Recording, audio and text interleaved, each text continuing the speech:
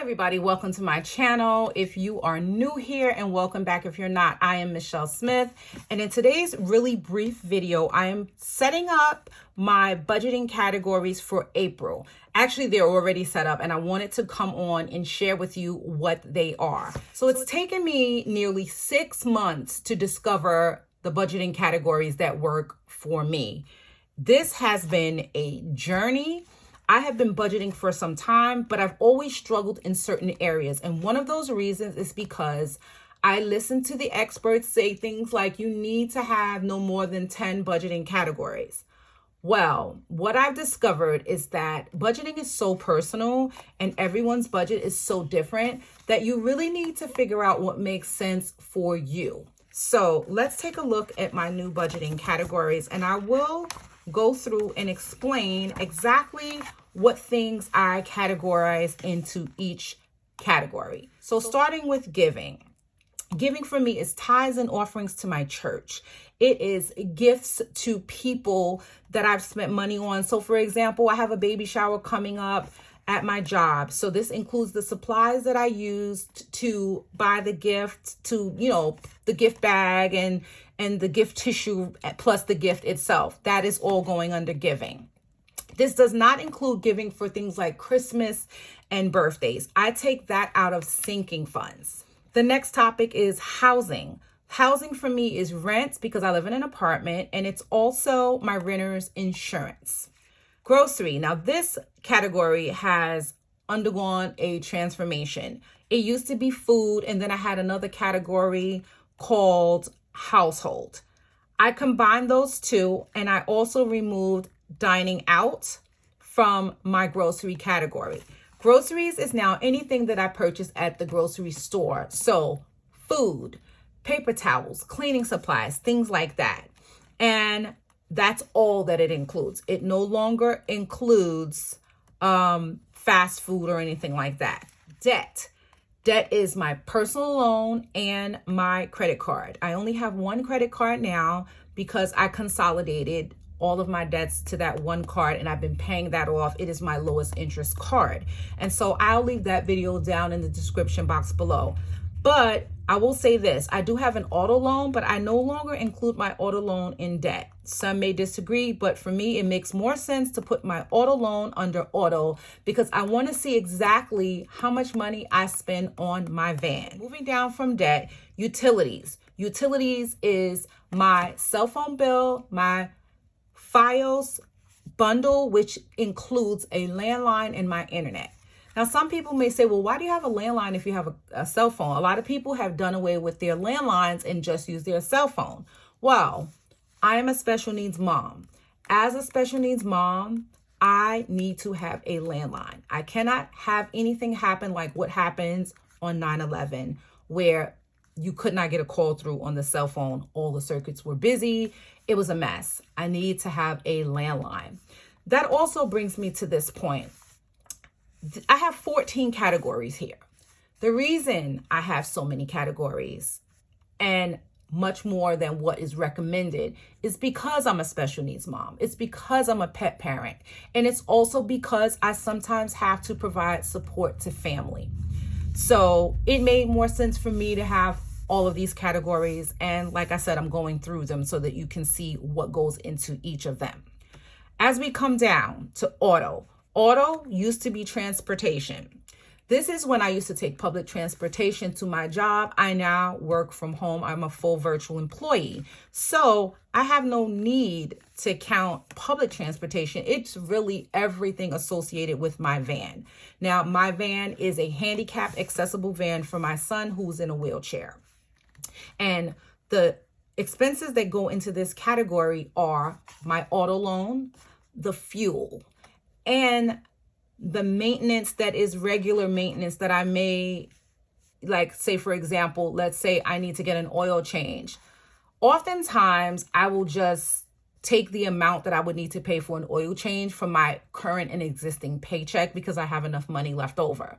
However, there are other larger expenses for my auto that will come out of sinking funds, like bigger maintenance things. Like when I need to do, let's say, for example, my 25,000 mile a service, that's going to cost me about $500. That is going to come from sinking funds, and I'm saving for that now on a regular basis.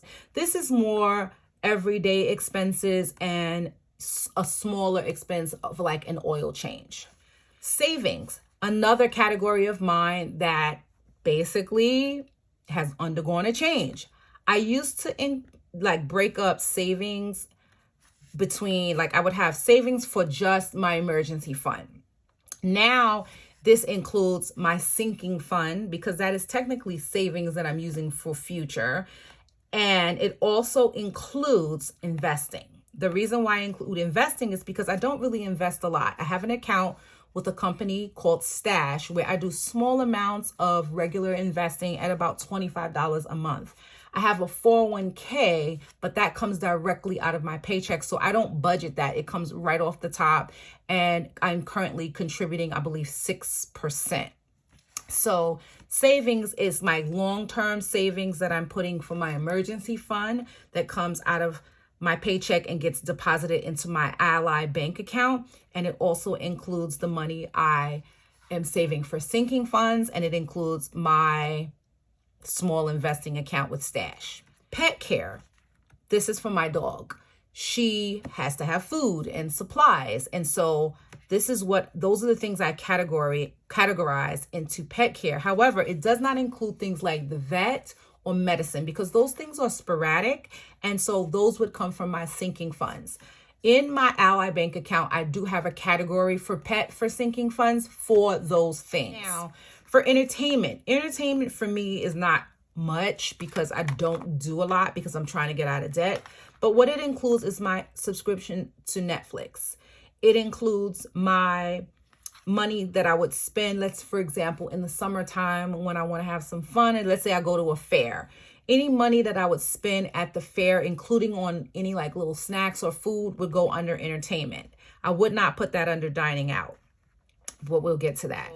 Side gigs is my next one. So my side gigs are my YouTube channels, my Etsy shop, and advertising on my blog, maintaining my blog.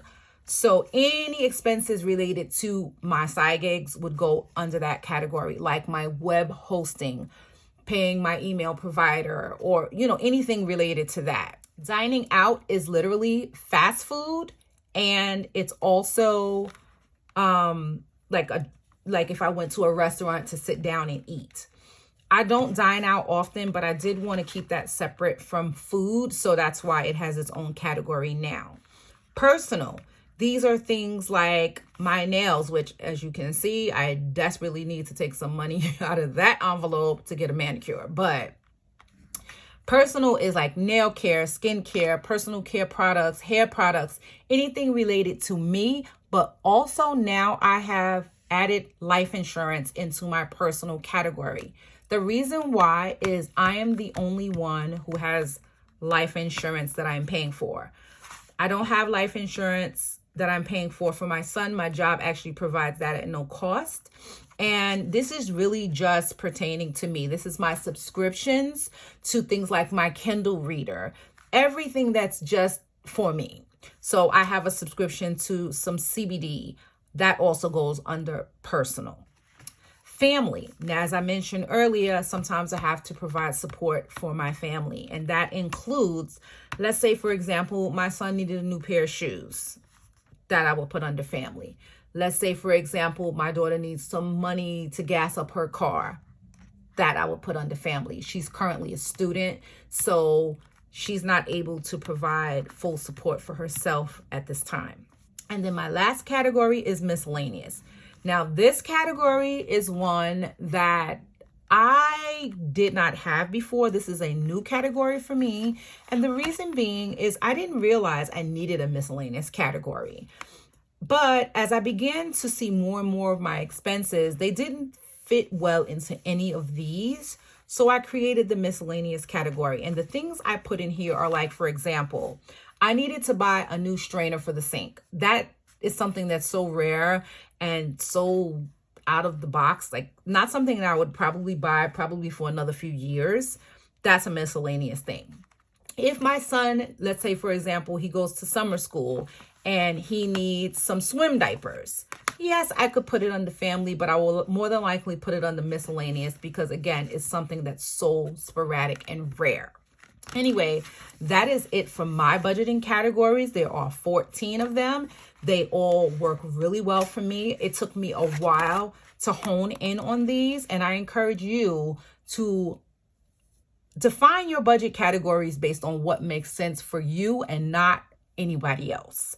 Okay, thank you so much for watching this video. I hope you found it helpful. And if you're new here, please consider subscribing to my channel, hitting the notification bell so you don't miss another video from me. I do budgeting videos. I do videos on general wellness, my debt-free journey that I'm working on, as well as my weight loss journey. Now, I'm struggling a little bit with the weight loss part, but I am here to provide inspiration and motivation. I'm not a professional, but hey, how we learn from others is sometimes watching other people's mistakes. Anyway, thank you so much for watching. God bless you. I will see you in my next video.